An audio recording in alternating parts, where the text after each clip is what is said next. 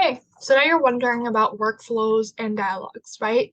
So just to freshen up your memory, Dialog is a workflow-based CRM and we're first of our kind. What that really means is that we just help you categorize your work processes and spaces into different ones so they're not all over the place, just like you would with an Excel sheet, right? And having 100 Excel sheets to work through to be able to find the relevant information. So we have six different workflows, and if you want to add a workflow, it's super easy. All you have to do is just, well, go on the main page and you'll see the Add Workflow button. You click on Add Workflow, and here you have the six different types of workflows. So at, initial glance, I think it's very straightforward of what each one potentially provides, and each of them has their own different templates and spaces and a little different features just depending on the different workspace and work functionality that it supports. So obviously with fundraising, it's a pipeline view, and it's a project that enables you to track your activities and notes, anything that you're potentially tracking for your fundraising process. And you can create as many as you'd like. So you can have fundraising for fund one, fundraising for fund two. I have a couple clients that use the fundraising workflow to actually fundraise or support the fundraising process of their investments as well. So it doesn't have to be just directly for fundraising. It has a lot of potential. And then we also have deal flow.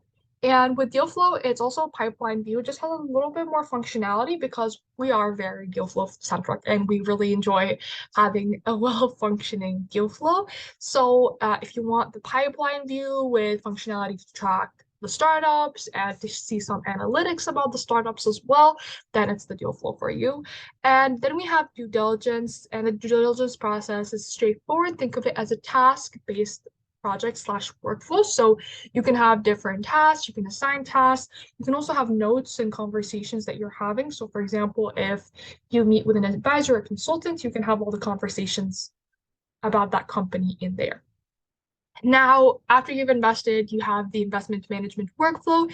Here, it again keeps track of your conversations and your notes and emails, but also you can track the KPIs. It gives you a good view of the most recent KPIs that have been inserted into the system. There's different ways to put KPIs into the system, which we'll discuss later. And then we have portfolio overview, which pretty much accumulates all the different investment management workflows into a table so that you can see all of them. You can see the numbers that you want to track and don't actually have to go check each one of them individually. And then we have relationships, which is a list view based workflow. What that just means is that you're tracking a list of certain group of people. That could be consultants, advisors, anybody that you might want to keep a list of just in case of an emergency, or you want to just have them grouped in a certain space. So it's very helpful to keep track, especially, for example, if you go to a specific conference and you just want to track all the people that you met at the conference there, then you can create a relationship workflow for that specific one.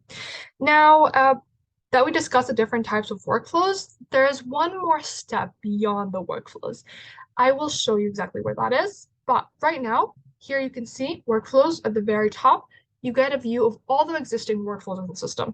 Here I can see my workflows, and these are exclusively ones that I'm involved in. And then here I can see all, which is 115 workflows. And here I have all the different workflows that I'm not necessarily involved in, but I know that are on the system and I can check them out if my colleagues want me to take a look at anything. And I can also filter, kind of differentiate the columns, and I can export this information if need be. Now let's just go to a workflow. I'll just use deal flow for an example right now. We'll get into the deal flow a little bit in another video, into more detail at least. So inside each workflow, there is a dialogue. So what a dialogue is pretty much the conversation you're having with a specific company about a specific thing, right? Inside the specific workflow. So for example, let's say I'm in the deal flow, right? What's more specific than that? It's the deal flow, European B2B tech, and the company that I'm talking to is Crash Test Security. So kind of groups it as a subsection in the deal flow. So it just gives you an opportunity to focus exclusively on this company and see what's going on with it. So I can see that this specific company, they're in the evaluating stage. I can see some notes that were added here by my colleague Karina. And then I can also see here, I changed stage once back in March, and I can see that Peter also changed the stage in May. So I can kind of track that conversation long term. And if there was any emails as well between well, us and crash test security, then all of the emails will also be put in here if you decide to connect your email. So it's very straightforward, helps you keep track of your conversation. And yeah, we'll get into the rest of the workflows and how they all function in other videos, but I hope this gives you an overview. Thank you.